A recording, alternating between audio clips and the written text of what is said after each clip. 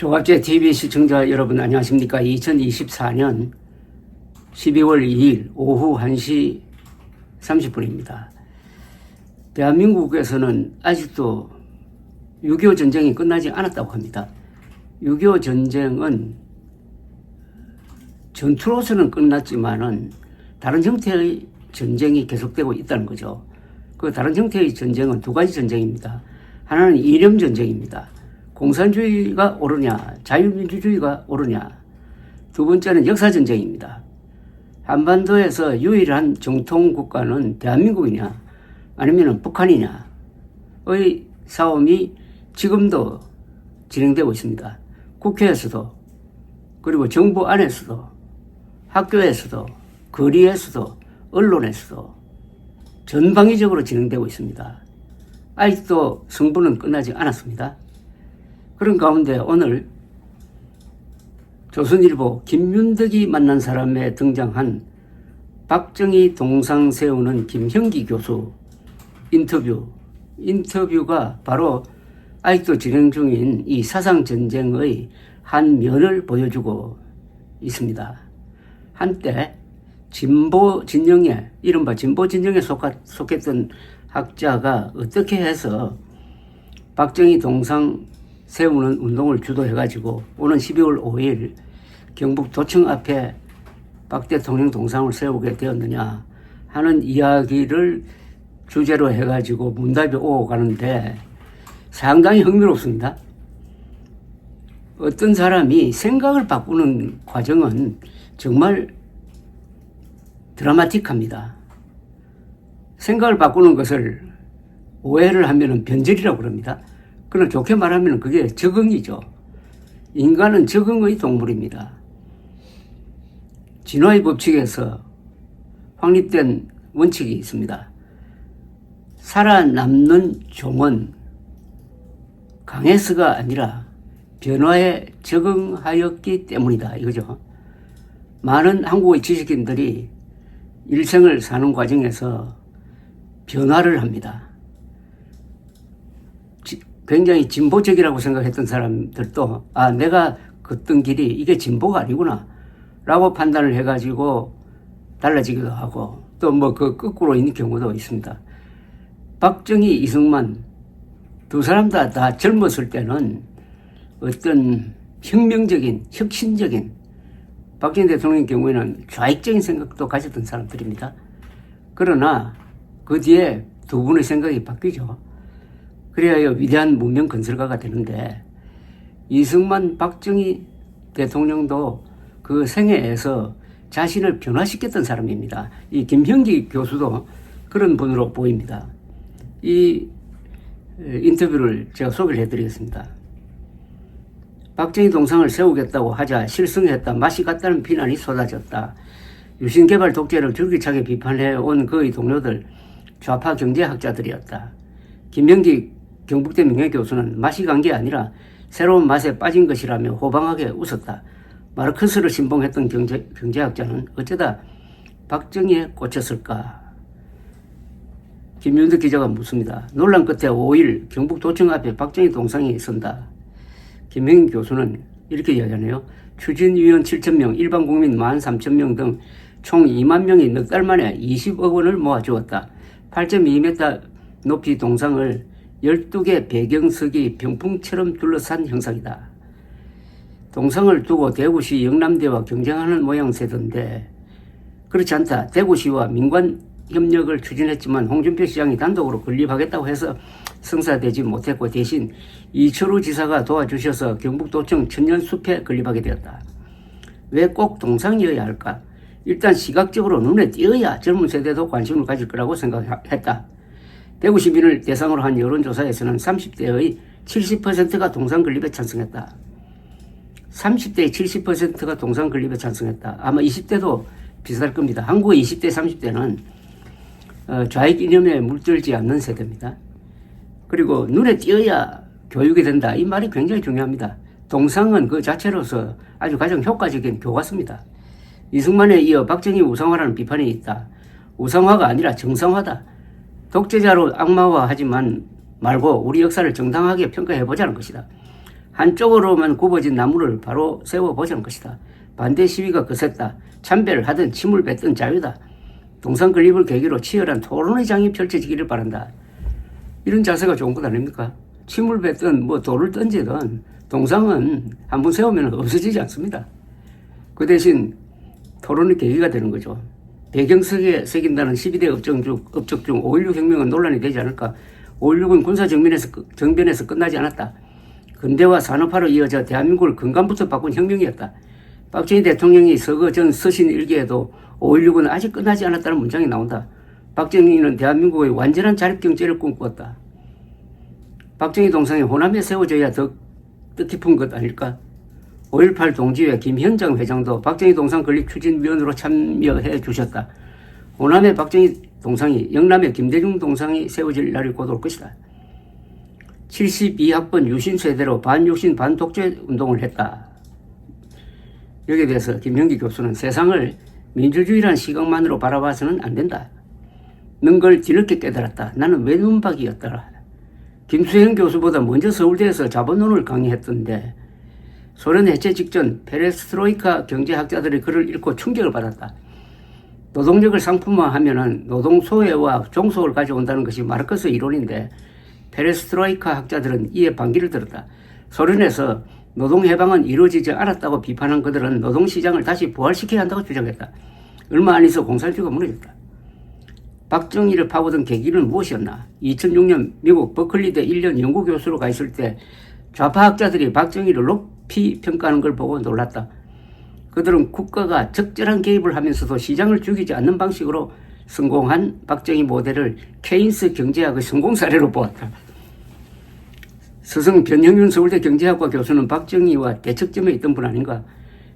김대중의 대중경제론을 만든 분이다. 박정희의 수출주도 중화공업화, 경부고속도로 건설에 반대하며 내수 중심의 경공업, 농업과 중소기업 육성 등으로 경제를 돌려야 한다고 주장했다.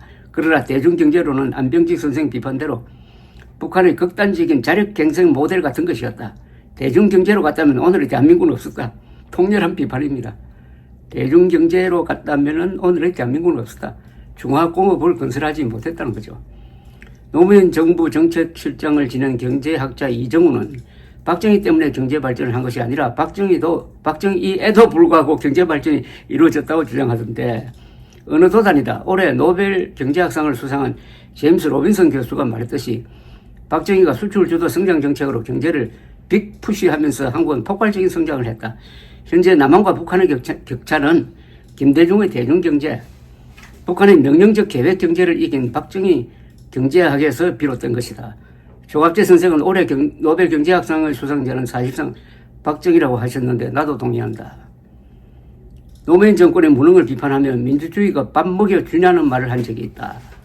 진보는 경제를 살릴 수 있느냐는 물음에 응답해야 한다. 박정희 고민은 먹고 사는 문제와 국가 생존의 문제가 민주주의만으로 해결되지 않는 데 있었다. 그래서 독재를 했으나 세계사에 유례없는 경제 성장을 일궈냈고 가난에 허덕이는 국민들을 반복해 했다. 밥을 먹게 해줬다고 박정희 독재가 없던 일이 되는 건 아니다. 라고 물었어요. 김형기 교수는 프랑스의 좌파 경제학자 알랭 리피에츠는 박정희의 개발 독재는 필요악이라고 했다. 한국의 산업화는 세계사적으로 봤을 때 최소한의 피를 흘리고 달성했다는 것이다.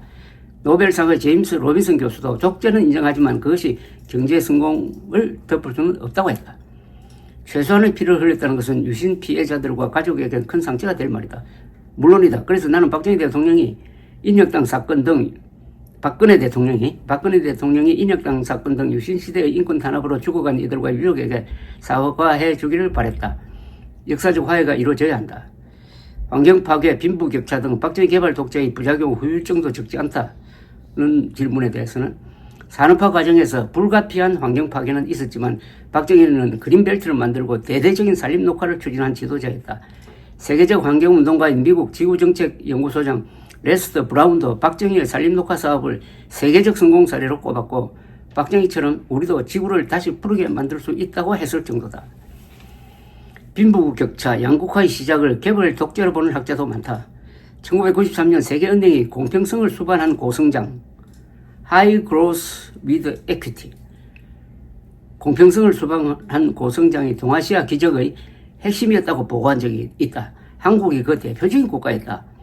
폭발적 성장의 과실을 일자리 창출을 통해 분배함으로써 서민들도 먹고 살 수 있게 된 것이다. 논쟁적이지만 양극화는 79년 외환위기 이후 신자유주의 체제에서 심화됐다고 보는 게 맞다. IMF 외환위기로 시효를 다한 박정희 모델을 뛰어넘는 새로운 경제 모델이 나와야 한다고 주장했더라에 대해서 김형기 교수는 이렇게 이야기합니다. 박정희의 유산인 산업정책과 금융통제는 계승하고 성장지상주의, 과도한 중앙집권 같은 부정적 유산은 극복한 제3의 길이 나와야 한다. 나는 계열을 통한 지방분권과 복지 이코노미에 그 열쇠가 있다고 본다. 2006년 임혁백, 김호기 교수와 뉴레프트 그룹인 좋은 정책 포럼을 만들었다라는 질문에 대해서 출발은 노무현 정부 2년 평가였다. 평가위원장이 임혁백, 나는 균형발전본부위원장이었다. 가차없이 비판해달라는 노 대통령 요구로 참여정부의 모든 부처를 칼질해 보고서를 만들었는데 정책실 386 참모들의 반대로 폐기되었다. 이에 실망한 학자들이 진보의 성찰을 화두로 뭉친 것이 좋은 정책 포럼이었다. 성장안보, 북한 인권 등 보수의 의제들을 앞세웠더라. 지속가능한 진보가 되기 위해서다. 스웨덴 볼보 자동차는 노동소외의 상징인 컨베이어 벨트 조립 라인을 없애고 노동자의 자율성을 살린 진보적 생산 방식을 도입해 각광받았지만 결국 고비용 저효율로 포워드에 합병당했다. 아무리 진보적인 노동 과정이라도 경쟁력과 효율성이 떨어지면 시장에서 살아남을 수 없다는 걸 절감했다. 애국적 진보라는 표현을 했더라. 애국이라는 말은 전체주의, 국가주의를 연상시키는데 하버머스의 헌법적 애국주의라는 말처럼 애국은 특정 정당, 정치인이 아니라 헌법에 충성한다는 뜻이다. 대한민국의 헌법과 자유민주주의 체제에 반역하는 진보 요소는 안 된다. 이 말이 참 멋집니다. 진보라고 해서 헌법과 국가에 반역하면은 그건 진보가 아니죠. 그게 수구 반동이죠. 통진당 사건이 진보를 죽였다고 보나? 이석기는 진보에 씻을 수 없는 죄를 지었다. 진보가 국민 신뢰를 되찾으려면은 북한 추종 세력과 선을 분명히 그어야 한다. 민주주의적 관점에서 북한 체제를 비판할 수 있어야 한다. 노동의 권리만큼 노동의 윤리가 중요하다고도 했다. 노동의 사회적 책임을 강조한 말이다. 노조 밖 노동자들, 하청업체 노동자들의 고통엔 아랑곳하지 않고 자기들 임금만 올리기 위해 투쟁해온 민노총 역시 양극화의 책임이 있다. 문재인 정부의 소득주도 성장도 변형륜의 학천학파를 비롯한 좌파 경제학자들 작품인가? 케인즈 이론 중 하나인 임금 주도 성장에 영향을 받은 것이다. 그러나 혁신을 통한 성장과 일자리 창출 없이 서민을 위한다는 명분과 이념만 앞세워 서민을 더 고통 속에 빠뜨린 실패한 정책이었다. 민주당 이재명 표 경제정책은 어떻게 평가하나? 포퓰리즘이고 국가의 예산을 낭비할 뿐이며 병의 뿌리를 다스리지 않은 대정유호법에 불과하다. 형수욕보다 더 위험한 게 이 대표의 경제인식이다. 윤석열 정부는 초특급 경제위기에 직면했다고 물었더니 이렇게 이야기합니다. 전 정권 실패를 수습해야 하는 어려운 환경에서 출발했다. 개혁의 방향은 맞지만 추진 전략에 보완할 점이 있다고 본다. 위기일수록 불가능을 가능으로 만든 박정희 정신이 절실하다. 박 대통령은 한 라인의 보고만 받지 않았다. 여러 라인을 비밀리에 경쟁시키며 다양한 채널에서 최적의 해법을 찾아나갔다. 좋은 정책 포럼은 지금도 이어가고 있나? 5.18법 제정, 윤석열 정부에 대한 견해가 달라 소원해졌다. 학계에서는 외로울 것 같다. 동료는 물론 제자들에게서도 비난받은 안병지 선생의 심정을 알겠더라. 그러나 두렵지 않다. 진짜 용기는 자신이 틀렸다는 것을 인정하는 것이다. 박정희가 옳았다. 이 마지막 말이 결론이네요. 진짜 용기는 자신이 틀렸다는 걸 인정하는 것이다. 박정희가 옳았다. 김형기 교수는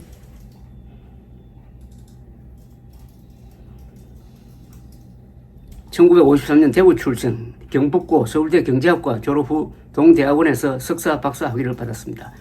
1981년 경북대 경제학과 교수로 임명되어 한국사회경제학회장을 지냈고 노무현 정부 때 대통령 자문 국가균형발전위원을 지냈고 뉴레프트를 내건 좋은 정책 포럼을 이끌었습니다. 저서로 한국경제 제3의 길, 새로운 한국 모델, 박정희 모델을 넘어 등이 있습니다. 감사합니다.